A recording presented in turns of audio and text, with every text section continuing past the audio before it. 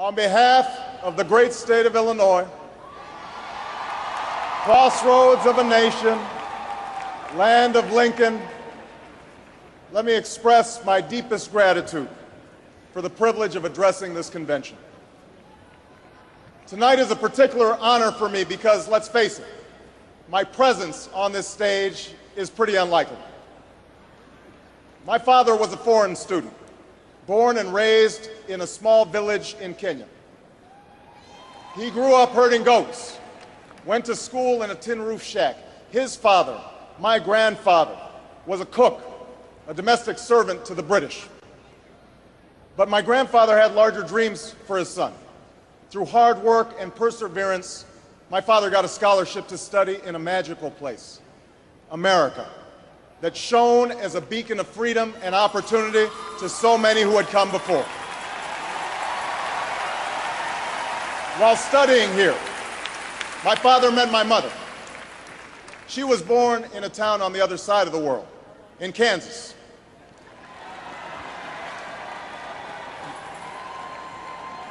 Her father worked on oil rigs and farms through most of the Depression. The day after Pearl Harbor, my grandfather signed up for duty, joined Patton's army, marched across Europe. Back home, my grandmother raised a baby and went to work on a bomber assembly line. After the war, they studied on the GI Bill, bought a house through FHA, and later moved west, all the way to Hawaii in search of opportunity. And they too had big dreams for their daughter. A common dream born of two continents. My parents shared not only an improbable love, they shared an abiding faith in the possibilities of this nation. They would give me an African name, Barak, or Blessed, believing that in a tolerant America, your name is no barrier to success. They imagined me going to the best schools in the land, even though they weren't rich, because in a generous America, you don't have to be rich to achieve your potential. They're both passed away now. And yet I know that on this night, they look down on me with great pride. They stand here, and I stand here today, grateful for the diversity of my heritage, aware that my parents' dreams live on in my two precious daughters.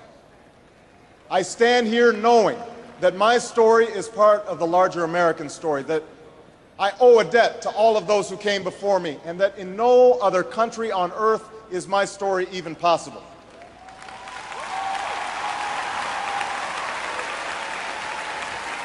Tonight, we gather to affirm the greatness of our nation. Not because of the height of our skyscrapers, or the power of our military, or the size of our economy. Our pride is based on a very simple premise, summed up in a declaration made over 200 years ago. We hold these truths to be self-evident, that all men are created equal, that they are endowed by their Creator with certain inalienable rights, that among these are life, liberty, and the pursuit of happiness. That is the true genius of America. A faith in simple dreams, an insistence on small miracles, that we can tuck in our children at night and know that they are fed and clothed and safe from harm, that we can say what we think, write what we think without hearing a sudden knock on the door, that we can have an idea and start our own business without paying a bribe, that we can participate in the political process without fear of retribution, and that our votes will be counted, at least most of the time.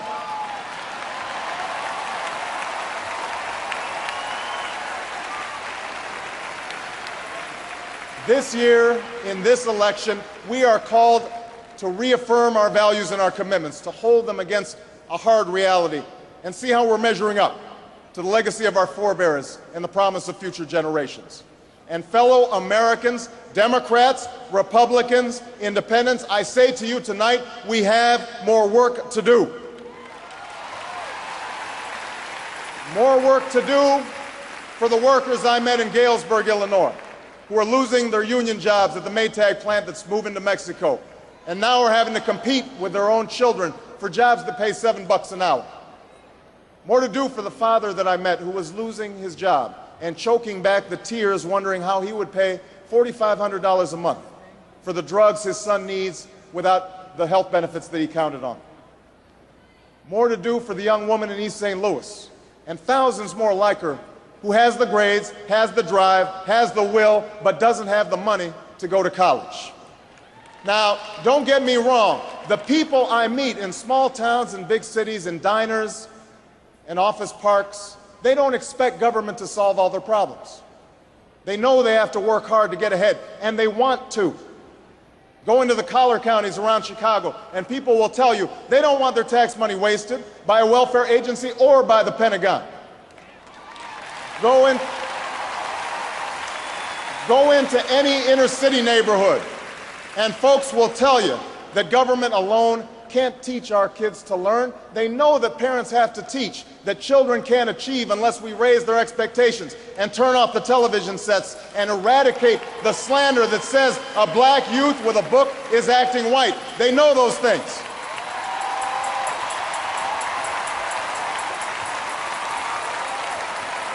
People don't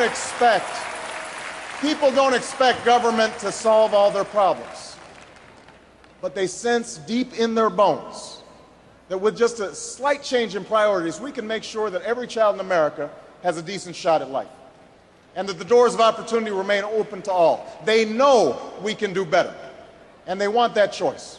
You know, a while back, I met a young man named Seamus in a VFW hall in East Moline, Illinois. He was a good-looking kid, 6'2", 6'3", clear-eyed with an easy smile. He told me he joined the Marines and was heading to Iraq the following week.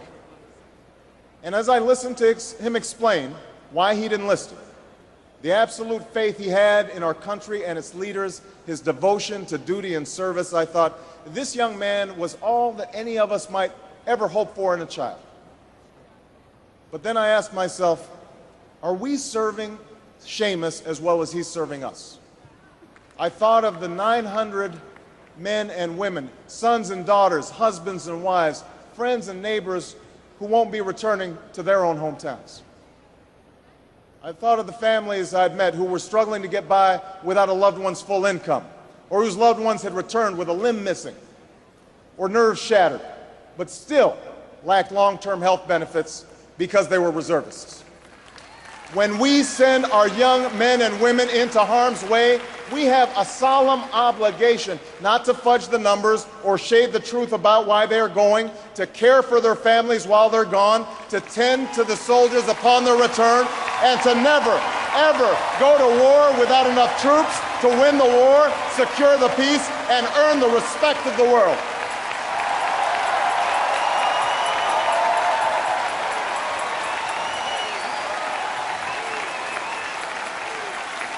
It's not enough for just some of us to prosper. For alongside our famous individualism, there's another ingredient in the American saga, a belief that we're all connected as one people. If there's a child on the south side of Chicago who can't read, that matters to me even if it's not my child.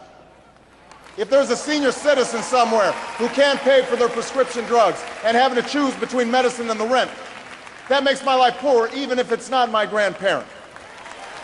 If there's an Arab American family being rounded up without benefit of an attorney or due process, that threatens my civil liberties.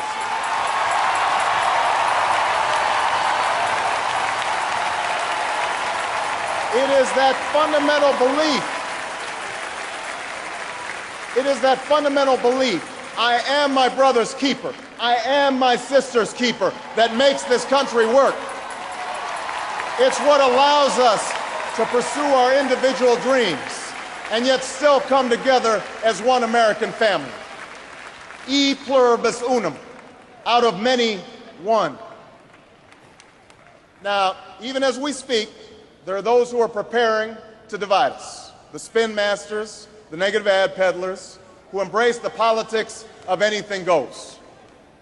Well, I say to them tonight, there is not a liberal America and a conservative America. There is the United States of America.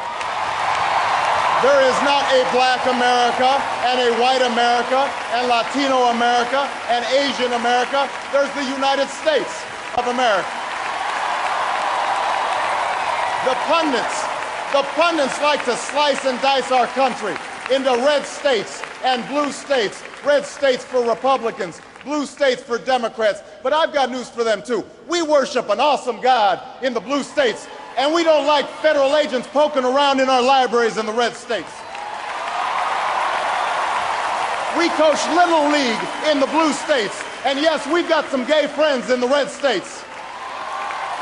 There are patriots who opposed the war in Iraq, and there are patriots who supported the war in Iraq. We are one people, all of us pledging allegiance to the Stars and Stripes, all of us defending the United States of America.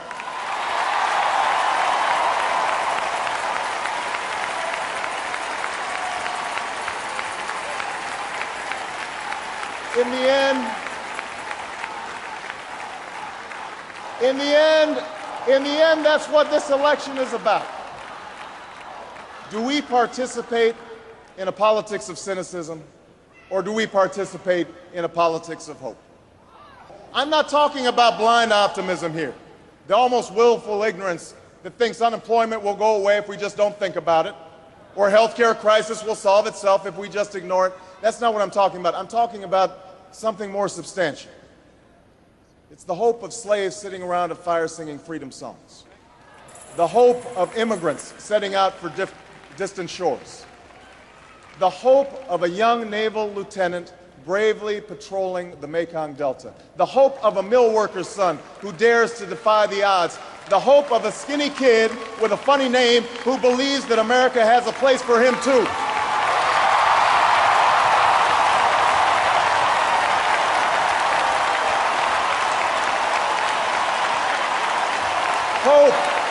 Hope in the face of difficulty, hope in the face of uncertainty, the audacity of hope. In the end, that is God's greatest gift to us, the bedrock of this nation, a belief in things not seen, a belief that there are better days ahead. I believe that we can give our middle class relief and provide working families with a road to opportunity. I believe we can provide jobs to the jobless, homes to the homeless, and reclaim young people in cities across America from violence and despair. I believe that we have a righteous wind at our backs, and that as we stand on the crossroads of history, we can make the right choices and meet the challenges that face us. Thank you very much, everybody. God bless you.